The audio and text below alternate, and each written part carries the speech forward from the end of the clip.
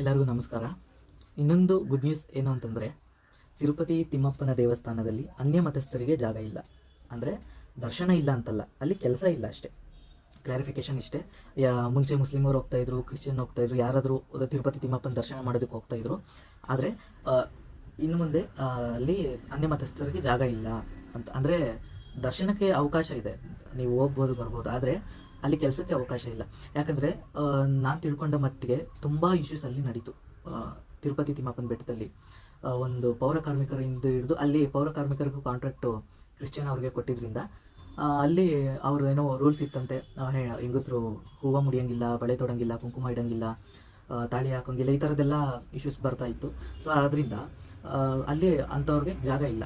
ಯಾಕಂದರೆ ಸನಾತನದವ್ರಿಗೆ ಸಂಬಂಧಪಟ್ಟಿದ್ದು. ನಮ್ಮ ಸನಾತನ ಧರ್ಮದಲ್ಲಿ ಎಷ್ಟೋ ಪವಿತ್ರ ಸ್ಥಳಗಳಿವೆ. ಅಂಥ ಪವಿತ್ರ ಸ್ಥಳಗಳಲ್ಲಿ ಅಪವಿತ್ರವಾಗಬಾರ್ದು ಅನ್ನೋ ಒಂದು ಕಾರಣಕ್ಕೋಸ್ಕರ ಅದನ್ನು ಬ್ಯಾನ್ ಮಾಡಿದ್ದಾರೆ. ಅವ್ರನ್ನ ನೀವು ಇಲ್ಲಿ ಕೆಲಸ ಇನ್ನು ಮುಂದೆ ಮಾಡೋಂಗಿಲ್ಲ ಅಂತ.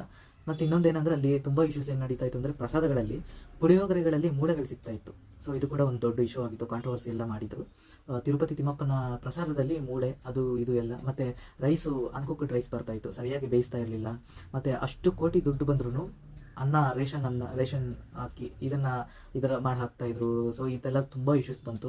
ಮತ್ತು ತುಂಬ ದೊಡ್ಡ ನಿದರ್ಶನ ಅಂದರೆ ಮೊನ್ನೆ ಆಗಿದ್ದು ಲಡ್ಡು ವಿಚಾರ. ತಿರುಪತಿ ತಿಮ್ಮಪ್ಪನ ಲಡ್ಡು ಏನೇನೋ ಸಬ್ಟೈಟಲ್ಸ್, ಏನೇನೋ ಥಂಬ್ನೈಲ್ಸ್. ತಿರುಪತಿ ತಿಮ್ಮಪ್ಪನಿಗೆ ಬಂದು ಗಂಡಾಂತರ, ತಿಮ್ಮಪ್ಪನಿಗೆ ಗಂಡಾಂತರ ಬರಲಿಲ್ಲ, ಅಲ್ಲಿ ಕೆಲಸ ಮಾಡಿದವ್ರಿಗೆ ಬಂತು ಇವಾಗ ಗಂಡಾಂತರ. ಕೆಲಸ ಮಾಡಿದ್ರೆ ಸರಿಯಾಗಿ ಮಾಡಬೇಕು ಎಲ್ಲೋದ್ರೂ. ಆದರೆ ತಿರುಪತಿ ತಿಮ್ಮಪ್ಪನ ದೇವಸ್ಥಾನನೇ ಮುಳುಗೋಗ್ಲಿ, ಈ ಥರ ಅಪಪ್ರಚಾರ ಮಾಡಿದರೆ ದೇವಸ್ಥಾನ ಇದಾಗುತ್ತೆ, ಭಕ್ತರು ಬರೋದು ನಿಂತೋಗ್ತಾರೆ, ಈ ಥರ ಕೆಟ್ಟ ಕೆಲಸಗಳನ್ನ ಮಾಡಿದರೆ, ಧರ್ಮಕ್ಕೆ ವಿರುದ್ಧವಾಗಿರುವಂಥ ಕೆಲಸಗಳು ಮಾಡಿದರೆ ಅದಾಗುತ್ತೆ ಇದಾಗುತ್ತೆ ಅಂತ ಏನೇನೋ ಪ್ಲ್ಯಾನಿಂದ ಮಾಡಿರ್ಬೋದು. ಅದು ಪ್ಲ್ಯಾನೋ ಅಥವಾ ಅನ್ಪ್ಲ್ಯಾನೋ ಗೊತ್ತಿಲ್ಲ. ಒಟ್ಟಿನಲ್ಲಿ ಅದು ಬೇಕು ಅಂತಲೇ ಮಾಡಿರೋದು ಅಂತ ಹೇಳ್ತೀನಿ. ಯಾಕೆಂದರೆ ಅಲ್ಲಿ ಹಿಂದೂಗಳೇ ಕೆಲಸ ಮಾಡೋಂಗೆ ಇದ್ದಿದ್ರೆ ತಿರುಪತಿ ತಿಮ್ಮಪ್ಪನ ಪ್ರಸಾದದಲ್ಲಿ ಮೂಳೆ ಯಾಕೆ ಬರ್ತಾಯಿತ್ತು, ಪುಳಿಯೋಗರೆಯಲ್ಲಿ ಮೂಳೆ ಯಾಕೆ ಬರ್ತಾಯಿತ್ತು? ಮತ್ತು ಅಲ್ಲಿ ಲಡ್ಡು ವಿಚಾರದಲ್ಲಿ ತೊಗೊಂಡ್ರೆ ಅಲ್ಲಿ ಕಾಂಟ್ರಾಕ್ಟ್ ಯಾವುದೋ ಒಂದು ಲಡ್ಡೂಲಿ ಕಲಬೆರಕೆ ಆಗಿರಲಿಲ್ಲ, ಆದರೆ ಲಡ್ಡುಗೆ ಬಳಸೋ ತುಪ್ಪದಲ್ಲಿ ಕಲಬೆರಕೆ ಆಗ್ತಾಯಿತ್ತು. ಇದೊಂದು ಮೇನ್ ಎಲ್ಲರೂ ತಿಳ್ಕೊಳ್ಬೇಕಾಗಿರೋದು. ಇಷ್ಟು ದಿವಸ ಆಯಿತು ಲಡ್ಡು ಕಾಂಟ್ರವರ್ಸಿ, ಇನ್ನೂ ಹಲವಾರು ಜನಕ್ಕೆ ಲಡ್ಡುಲಿ ಕಳಿಸ್ತಾ ಇದ್ರಾ, ಮೀನೆಣ್ಣೆ ಕಳಿಸ್ತಾ ಇದ್ರಾ, ಕೊಬ್ಬು ಕಳಿಸ್ತಾ ಇದ್ರಾ, ಅದು ಕಳಿಸ್ತಾ ಇದ್ರಾ, ಇದೇ ಇಂಟೆನ್ಷನ್ನು. ಈ ದೇವಸ್ಥಾನದಲ್ಲಿ ಡೈರೆಕ್ಟಾಗಿ ಕಳ್ಸೋಕ್ಕೆ ಯಾರಿಗೂ ಅವಕಾಶ ಇಲ್ಲ ಅಲ್ಲಿ. ಆದರೆ ತುಪ್ಪ ಏನು ತೊಗೊಂಡು ಬರ್ತಾಯಿದ್ರು, ತುಪ್ಪ ಕಮ್ಮಿ ರೇಟ್ಗೆ ಕಾಂಟ್ರಾಕ್ಟಲ್ಲಿ ಏನು ತೊಗೊಳ್ತಿದ್ರು, ಆ ತುಪ್ಪದಲ್ಲಿ ಕಲಬೆರಕೆ ಇತ್ತು. ಮೀನೆಣ್ಣೆ ಆಗಿರ್ಬೋದು, ಅದೇ ಫಿಶ್ ಆಯಿಲ್ ಇರ್ಬೋದು, ಅಥವಾ ಪಾಮ್ ಆಯಿಲ್, ಮತ್ತು ಫ್ಯಾಟ್, ಇದು ದೊಡ್ಡ ಮಾಂಸ, ದನದ ಕೊಬ್ಬು, ಸೊ ಇದೆಲ್ಲ ಆ ತುಪ್ಪ ಅದರಿಂದ ತಯಾರು ಮಾಡ್ತಾಯಿದ್ರು ಅಂತ ಇಶ್ಯೂಸ್ ಬಂದಿದೆ. ಸೊ ಇದೆಲ್ಲ ಆಗಬಾರ್ದು ಅನ್ನೋದಕ್ಕೋಸ್ಕರ ಅಲ್ಲಿ ಅನ್ಯ ಮತಸ್ಥರಿಗೆ ಜಾಗ ಇಲ್ಲ ಅಂತ ಹೇಳಿದ್ದು. ಮತ್ತು ಇನ್ನೊಂದು ಗುಡ್ ನ್ಯೂಸ್ ಏನು ಅಂತಂದರೆ, ಗರುಡಾದ್ರಿ ಬೆಟ್ಟ, ತಿರುಪತಿಯಲ್ಲಿ ತಿರುಮಲದಲ್ಲಿ ಗರುಡಾದ್ರಿ ಬೆಟ್ಟ, ಅದರಲ್ಲಿ ಸುಮಾರು ಎಷ್ಟೋ ಎಕರೆ ಜಾಗ ಅಂತ ಹೇಳ್ತೀನಿ. ಅಲ್ಲಿ ಇನ್ನೊಬ್ರಿಗೆ ಯಾರಿಗೂ ಕಾಂಟ್ರಾಕ್ಟ್ ಕೊಟ್ಟಿದ್ರು, ಮುಮ್ತಾಜ್ ಅನ್ನುವಂಥ ಏನೋ ಹೆಸರು ಬರುತ್ತೆ. ಸೊ ಅವರು ಅಲ್ಲಿ ಏನೋ ಒಂದು ಏನೋ ಪ್ರವಾಸ ಸ್ಥಳ ಅಂತನೋ ಅಥವಾ ಏನೋ ಒಂದು ಮಾಡೋದಕ್ಕೆ ಮುಂದೋಗಿದ್ರು. ಯಾಕಂದರೆ ಅಲ್ಲಿ ಪ್ರವಾಸ ಸ್ಥಳ ಅಂತ ಮಾಡಿದ್ರೆ ಅದು ದೇವಸ್ಥಾನಕ್ಕೆ ಸೇರಿರೋ ಜಾಗ. ಆ ಜಾಗದಲ್ಲಿ ಸ್ವಿಮ್ಮಿಂಗ್ ಪೂಲ್ ಅಂತೆ, ಪಬ್ ಅಂತೆ, ಅದಂತೆ ಇದಂತೆ ಮಾಡಿಕೊಂಡ್ರೆ ನಾಳೆ ದಿವಸ ಅದು ಕೂಡ ವಕ್ಫ್ ಬೋರ್ಡ್ಗೆ ಸೇರುವಂಥ ಸಾಧ್ಯತೆ ಇದೆ. ಆಯಿತಾ? ಇವತ್ತು ವಕ್ಫ್ ಬೋರ್ಡ್ ಎಲ್ಲ ಕಡೆ ನುಂಗ್ತಾ ಇದೆ, ಏನೂ ಮಾಡೋಕ್ಕಾಗಲ್ಲ. ಸರ್ಕಾರ ಬದಲಾಗೋವರೆಗೂ ಇದೆಲ್ಲ ಏನು ಹೇಳೋದಕ್ಕಾಗೋದಿಲ್ಲ. ಸೊ ಅದು ಆ ಕಾಂಟ್ರಾಕ್ಟ್ ಕೂಡ ಗರುಡಾದ್ರಿ ಬೆಟ್ಟದಲ್ಲಿ ಇನ್ನು ಮುಂದೆ ಇರಬಾರ್ದು ಅಂತ TTD ಅವರು ಅದನ್ನು ಮಾತಾಡಿದ್ದಾರೆ. ಸೊ ಅದು ಇನ್ನು ಮುಂದೆ ಇರೋದಿಲ್ಲ, ಆ ಕಾಂಟ್ರಾಕ್ಟ್ ಕೂಡ ಕ್ಯಾನ್ಸಲ್ ಮಾಡ್ತಾರಂತೆ. ಸೊ ಇದು ಬಂದಂಥ ವಿಚಾರ. ತಿರುಪತಿ ತಿಮ್ಮಪ್ಪನ ದೇವಸ್ಥಾನಕ್ಕೆ ಇನ್ನು ಮುಂದೆ ಯಾವುದೇ ರೀತಿ ಏನು ಕುತ್ತು ಬರಬಾರ್ದು ಅನ್ನೋದಕ್ಕೋಸ್ಕರ ತಿರುಮಲ ಬೆಟ್ಟದಲ್ಲಿ ಯಾವುದೇ ರೀತಿ ಈ ಥರ ಕೆಟ್ಟದಾಗಬಾರ್ದು ಅನ್ನೋದಕ್ಕೋಸ್ಕರ ಸರ್ಕಾರ, ಅಲ್ಲಿನ AP ಸರ್ಕಾರ ಅದನ್ನು ಕ್ರಮ ಕೈಗೊಂಡಿದೆ. ಇನ್ನು ಮುಂದೆ ಯಾರೋ ಅನ್ಯ ಮತಸ್ಥರಲ್ಲಿ ಈ ರೀತಿ ಕೆಲಸ ಮಾಡೋಂಗಿರಲಿಲ್ಲ. ಮತ್ತು ಇನ್ನೊಂದು ಇಶ್ಯೂಸ್ ಏನಾಗ್ತಿತ್ತು ಅಂದರೆ, ತಿರುಪತಿ ತಿಮ್ಮಪ್ಪನ ದೇವಸ್ಥಾನ ಅಂದರೆ ಬೆಟ್ಟದಲ್ಲಿ, ತಿರುಮಲದಲ್ಲಿ ಹಲವು ಪದ್ಮಾವತಿ ದೇವಸ್ಥಾನ ಆ ಸೈಡೆಲ್ಲ ನೀವು ನೋಡಿದ್ರೆ ಅಲ್ಲಿ ಮಾಂಸದ ಅಂಗಡಿಗಳು, ಮಟನ್ನು, ಚಿಕನ್ ಎಲ್ಲ ಮಾಂಸದ ಅಂಗಡಿಗಳಿತ್ತು. ಅಲ್ಲೆಲ್ಲ ಇತರ ಮತ ಅಂದರೆ ಮುಸ್ಲಿಂ ಅವರು ಸಹ ಅಲ್ಲಿ ಅಂಗಡಿಗಳನ್ನ ಇಟ್ಕೊಂಡಿದ್ರು. ಸೊ ಅದನ್ನು ಕೂಡ ತೆರವುಗೊಳಿಸಬೇಕು ಅನ್ನೋದು ಆದೇಶ ಕೊಟ್ಟಿದೆ. ಯಾಕಂದರೆ ಅದು ದೈವಿಕವಾದಂಥ ಸ್ಥಳ. ನಾವು ಹಿಂದೂಗಳು ತುಂಬ ಪವಿತ್ರವಾದಂಥ ಸ್ಥಳ ಅಂತ ನಾವು ಅದನ್ನು ಮುಗಿತೀವಿ, ಪೂಜನೀಯವಾದಂಥ ಸ್ಥಳ. ಆ ಸ್ಥಳಕ್ಕೆ ಈ ಥರ ಯಾವುದೇ ತೊಂದರೆ ಆಗಬಾರ್ದು. ಇದು ಪವಿತ್ರವಾಗಿ ನೋಡ್ಕೊಂಡು ಬಂದಿರುವಂಥ ಸ್ಥಳ. ಆ ಕಾಲದಿಂದ ಈ ಕಾಲದವರೆಗೂ ಆನಂದ್ ಆಳ್ವಾರ್ ಅವರು ಆನಂದ್ ಆಳ್ವಾರ್ ಅವರು ಕೂಡ ಈ ಪವಿತ್ರ ಕ್ಷೇತ್ರನ ಅಭಿವೃದ್ಧಿ ಮಾಡೋದಕ್ಕೆ ಅವರು ಕೂಡ ಕೈ ಜೋಡಿಸಿದ್ರು. ಸೊ ಈ ರೀತಿ ಅವಾಗಿಂದ ಅದನ್ನು ಕಾಪಾಡ್ಕೊಂಡು ಬಂದು ತಿರ್ಗಾ ಮತ್ತೆ ಆ ದೇವಸ್ಥಾನನ ಇನ್ನೊಂದು ಇದೆಲ್ಲ ಷಡ್ಯಂತ್ರಗಳು. ಯಾವುದೇ ಹಿಂದೂ ದೇವಸ್ಥಾನಗಳನ್ನು ನೋಡಿದ್ರೆ ಒಡೆದಾಕೋದು, ಇದು ಮಾಡೋದು, ಅದನ್ನು ಒಡೆದಾಕಿ ಧ್ವಂಸ ಮಾಡೋದು, ನೆಲಸಮ ಮಾಡೋದು, ಇದೆಲ್ಲ ಇವತ್ತಿಂದ ನಡ್ಕೊಂಡು ಬಂದಿರೋದಿಲ್ಲ. ಅವತ್ತಿಂದನೂ ನಮಗೆ ಹಿಸ್ಟ್ರಿ ತಗೊಂಡು ನೋಡಿದ್ರೆ ಅವತ್ತಿಂದನೂ ಇದೇ ಕಾಣಿಸುತ್ತೆ.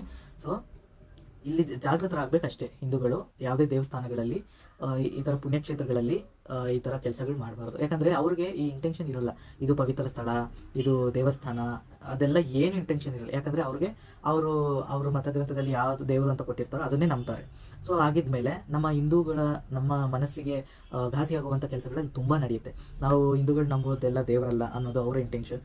ಇಲ್ಲೇನು ಮಾಡಿದ್ರೆ ಏನು ಪಾಪ ಇರಲ್ಲ, ಆದರೆ ಸ್ವರ್ಗ ಸಿಗತ್ತೆ ಅವ್ರಿಗೆ ಅನ್ನೋದು ಅವ್ರ ಇಂಟೆನ್ಷನ್ ಏನೋ ಒಂದಿರತ್ತೆ. ಸೊ ಆದ್ದರಿಂದ ಅಲ್ಲಿ ಹಿಂದೂಗಳು ಮತ್ತು ಅಲ್ಲಿ ಸಂಘದವ್ರು ಕೂಡ, ಅಂದರೆ ಟ್ರಸ್ಟ್ನವರು ಕೂಡ ತುಂಬ ಕಾರ್ಯನಿರ್ವಹಿಸ್ತಾ ಇದ್ದಾರೆ. ಹಿಂದೂ ಜನಶಕ್ತಿ ಲಲಿತ್ ಕುಮಾರಣ್ಣ ಅವರು ಮೋಸ್ಟ್ಲಿ ಎಲ್ಲ ತೆಲುಗು ಅರ್ಥ ಆಗೋದಿದ್ರೆ ಈ ಚಾನಲ್ ಕೂಡ ನೀವು ಸರ್ಚ್ ಮಾಡಿ ನೋಡ್ಬೋದು. ಕರುಣಾಕರ್ ಸುಗುಣ ಶಿವಶಕ್ತಿ ಚಾನಲ್ ಮತ್ತು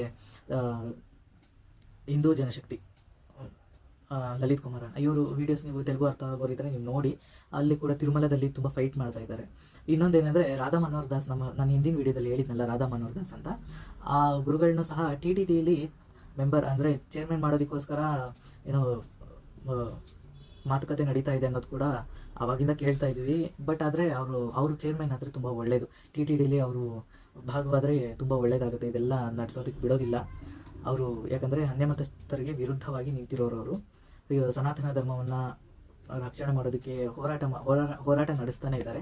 ಸೊ ಇದಕ್ಕೆಲ್ಲ ನಾವು ಸಪೋರ್ಟ್ ಮಾಡಬೇಕು. ಯಾಕಂದರೆ ಅನ್ಯಮತಸ್ಥರಾದರೆ ಅವರವರ ಮತಕ್ಕೆ ಏನಾದರೂ ತಪ್ಪಾದರೆ ಅವರು ನಿಂತ್ಕೊಳ್ತಾರೆ. ಸೊ ಹಾಗೆ ನಾವು ಹಿಂದೂಗಳು ಕೈ ಕೊಟ್ಕೊಂಡು ನಮ್ಮ ಮನೆವರೆಗೂ ಬಂದಿಲ್ಲವಲ್ಲ ಅಂತ ಸುಮ್ಮನೆ ಇರಬಾರ್ದು. ನಮ್ಮ ದೇವಸ್ಥಾನಗಳನ್ನು ಕಾಪಾಡ್ಕೊಳ್ಳೋದಕ್ಕೆ ನಾವು ಕೈ ಜೋಡಿಸ್ಬೇಕು ಅನ್ನೋದು ನಾನು ಕೇಳ್ಕೊಳ್ಳೋದು. ನಮ್ಮ ಹೊಸ ದೇವಸ್ಥಾನ ಕಟ್ಟೋದು ಅನ್ನೋದು ದೊಡ್ಡ ವಿಚಾರ ಅಲ್ಲ. ಹಳೆ ದೇವಸ್ಥಾನ ಇರೋ ದೇವಸ್ಥಾನ ಬಿಟ್ಟು ಹೊಸ ದೇವಸ್ಥಾನ ಕಟ್ಟೋದು ಮಾತ್ರ ತುಂಬ ತಪ್ಪು. ಇರೋ ದೇವಸ್ಥಾನಗಳನ್ನು ಅಭಿವೃದ್ಧಿ ಮಾಡಿಕೊಂಡು ಹೋಗಬೇಕು. ಭಕ್ತಾದಿಗಳು ನೀವೇನು ಕಾಣಿಕೆ ಕೊಡಬೇಕು ಅನ್ನೋದೇನಿಲ್ಲ. ಅಟ್ಲೀಸ್ಟ್ ವಾರಕ್ಕೆ ಒಂದು ಸತಿ ಆದರೂ ದೇವಸ್ಥಾನಕ್ಕೆ ಹೋಗ್ರಿ ಅಷ್ಟೇ ನಾನು ಕೇಳ್ಕೊಳ್ಳೋದು. ಯಾಕಂದರೆ ಇವಾಗ ದೇವಸ್ಥಾನಕ್ಕೆ ಹೋಗೋರು ತುಂಬ ಕಡಿಮೆ ಆಗಿದ್ದಾರೆ. ಅದು ಪ್ರಸಿದ್ಧವಾದ ದೇವಸ್ಥಾನಗಳು ಮಾತ್ರ ಹೋಗ್ತಾರೆ. ನಮ್ಮ ಕರ್ನಾಟಕದಲ್ಲಿ ಎದ್ದು ನಿಂತಿರುವಂಥ ಧರ್ಮಸ್ಥಳ, ನಮ್ಮ ಕರ್ನಾಟಕಕ್ಕೆಲ್ಲ, ನಮ್ಮ ಕನ್ನಡಿಗರಿಗೆ ಎಲ್ಲರಿಗೂ ಮೂಲ ಅಂತ ಹೇಳ್ಬೋದು ಧರ್ಮಸ್ಥಳ. ಅಲ್ಲಿಗೆ ಹೋಗ್ತಾರೆ. ತಿರುಪತಿ ತಿಮ್ಮಪ್ಪನಿಗೆ ಹೋಗ್ತಾರೆ. ಎಷ್ಟು ಕೋಟಿ ಜನ ಹೋಗ್ತಾರೆ. ಈ ಥರ ಪ್ರಸಿದ್ಧಿಯಾಗಿರೋ ದೇವಸ್ಥಾನಗಳಿಗೆ ಹೋಗ್ತಾರೆ. ಸಣ್ಣ ದೇವಸ್ಥಾನಗಳಿಗೆ ಹೋಗ್ತಾ ಇಲ್ಲ. ಮನೆಯ ಮುಂದೆ ಇರೋ ದೇವಸ್ಥಾನಗಳಿಗೆ ಹೋಗ್ತಾ ಇಲ್ಲ. ಅಷ್ಟು ದೊಡ್ಡ ದೇವಸ್ಥಾನಗಳಿಗೆ ಹೋಗ್ತಾ ಇದೆ. ಭಗವದ್ಗೀತೆ ಓದಿ ಅಂತ ನಾನು ಯಾಕೆ ಹೇಳಿದೆ ಗೊತ್ತಾ? ವಿಡಿಯೋದಲ್ಲಿ ಕೂಡ ಈಗಲೂ ಹೇಳ್ತೀನಿ. ಯಾಕೆಂದರೆ ಮೂಲ ತಿಳ್ಕೊಳ್ತೀರಾ. ಭಗವಂತನ ಯಾವುದೇ ರೂಪ ಆಗಿರಲಿ, ಆ ರೂಪ ಭಗವಂತನೇ. ಆ ಭಗವಂತನಿಗೆ ನಾವು ಗಣಪತಿಯಾಗಿ ಮುಗಿಬೋದು, ಶಿವನಾಗಿ ಕೂಡ ಮುಗಿಬೋದು, ವಿಷ್ಣುವಾಗಿ ಕೂಡ ಮುಗಿಬೋದು. ನಮಗೆ ಹಲವಾರು ಆಪ್ಷನ್ಸ್ ಇದೆ. ನಮಗೆ ಈಗ ದೇವರು ಅಂದರೆ ಹೀಗೆ ಇರ್ತಾನೆ, ಈ ಹೆಸರಲ್ಲೇ ಕರಿಬೇಕು ಅನ್ನೋದು ನಮಗೆ ಲಿಮಿಟೆಡ್ ಎಲ್ಲೂ ಇಲ್ಲ. ನಾವು ಅನ್ಲಿಮಿಟೆಡ್. ನಮಗೆ ಯಾವ ರೂಪದಲ್ಲಿ ಕೂಡ ದೇವರನ್ನು ಮುಗಿಬೋದು. ಈಗ ವಿಷ್ಣು ವಿಷ್ಣು ಮುಂದೆ ನಿಂತ್ಕೊಂಡು ಅಮ್ಮ ನೀನೇ ಇಲ್ಲ ಅಂತ ಬೇಡ್ಕೊಳಕ್ಕಾಗಲ್ವಾ? ಯಾಕೆ ಬೇಡ್ಕೊಳ್ಬಾರ್ದು? ರೂಲ್ಸ್ ಇದೆಯಾ? ಎಂಥದ್ದು ಇಲ್ಲ. ಯಾವ ದೇವಸ್ಥಾನಕ್ಕೆ ಹೋಗಿ ನೀವು ಯಾವ ದೇವ್ರ ಹೆಸರು ಹೇಳ್ಕೊಂಡು ಕೂಡ ನೀವು ಕೈ ಮುಗಿಬೋದು. ದೇವರು ಒಬ್ಬನೇ. ಆದರೆ ಆ ತತ್ವಗಳಿಗೆ, ಆ ದೇವರ ಶಕ್ತಿ, ಆ ತತ್ವಗಳಿಗೆ ನಾವು ಒಂದು ರೂಪ ಕೊಟ್ಟು ಪೂಜೆ ಮಾಡ್ತಾ ಇದ್ದೀವಿ ಅಷ್ಟೇ. ಸೊ ಭಗವದ್ಗೀತೆ ಓದಿದ್ರೆ ಎಲ್ಲವನ್ನ ನಾವು ತಿಳ್ಕೊಳ್ಬೋದು. ಸೊ ಹಾಗೆ ತಿರುಪತಿಲಿ ಬಂದಂಥ ಗುಡ್ ನ್ಯೂಸ್ ಇದೆಲ್ಲ ಅನ್ಯಮತಸ್ಥರಿಗೆ ಅಲ್ಲಿ ಕೆಲಸಕ್ಕೆ ಅವಕಾಶ ಇಲ್ಲ. ಅವ್ರು ಬೇಜಾರು ಮಾಡ್ಕೊತಾರೋ ಇಲ್ಲೋ ಗೊತ್ತಿಲ್ಲ. ಆದರೆ ಈ ಥರ ತಪ್ಪು ಮಾಡೋದು, ಈ ಥರ ಎಲ್ಲ ಕೆಟ್ಟ ಕೆಲಸಗಳು ಮಾಡೋದು ತಪ್ಪು. ಅದನ್ನು ನಾವು ಖಂಡಿಸ್ತೀವಿ. ಆದ್ದರಿಂದ ನಮ್ಮ ದೇವಸ್ಥಾನ ಅಂದರೆ ಧರ್ಮನ ರಕ್ಷಣೆ ಮಾಡಿದಾಗೆ. ಸೊ ನಾವು ನಮ್ಮ ಧರ್ಮನ ರಕ್ಷಣೆ ಮಾಡಿದ್ರೆ ಧರ್ಮ ನಮ್ಮನ್ನು ಕಾಯುತ್ತೆ ಅಂತ. ಧರ್ಮೋ ರಕ್ಷತೆ ರಕ್ಷಿತ ಅಂತ. ಸೊ ಹಾಗೆ ದೇವಸ್ಥಾನಗಳ ಎಲ್ಲೆಲ್ಲಿ ನಮ್ಮ ಪುಣ್ಯಕ್ಷೇತ್ರಗಳಿದೆ ಎಲ್ಲವನ್ನು ನಾವು ಕಾಪಾಡ್ಕೊಳ್ಳೋಣ. ಇನ್ನೂ ಹಲವಾರು ಒಳ್ಳೊಳ್ಳೆ ವಿಚಾರಗಳು ನಮಗೆ ತಿಳಿದು ಬರಲಿ ಅಂತ ಕೇಳ್ಕೊಳ್ಳೋಣ. ಸೊ ಭಗವದ್ಗೀತೆ ಓದಿ ತಿರುಪತಿ ತಿಮ್ಮಪ್ಪನ ದರ್ಶನವನ್ನು ಮಾಡಿ. ಇನ್ನು ಮುಂದೆ ಯಾವುದೇ ಲಡ್ಡು ಕಾಂಟ್ರವರ್ಸಿ ಆಗಲಿ ಮತ್ತು ಇನ್ಯಾವುದೇ ವಿಚಾರ ಆಗಲಿ ನಿಮಗೆ ಸಿಗೋದಿಲ್ಲ ಅಂತ ಹೇಳ್ತೀನಿ. ಮುಂದೆ ಬರುತ್ತೋ ಇಲ್ಲೋ ಗೊತ್ತಿಲ್ಲ. ಸೊ ಬಂದರೆ ನೋಡೋಣ, ಅದ್ರ ಬಗ್ಗೆ ಕೂಡ ಮಾತಾಡೋಣ. ಸೊ ಇದು ತಿರುಪತಿ ತಿಮ್ಮಪ್ಪನ ಕಡೆಯಿಂದ ಬಂದಿರುವಂಥ ವಿಚಾರ. ನಮಸ್ಕಾರ.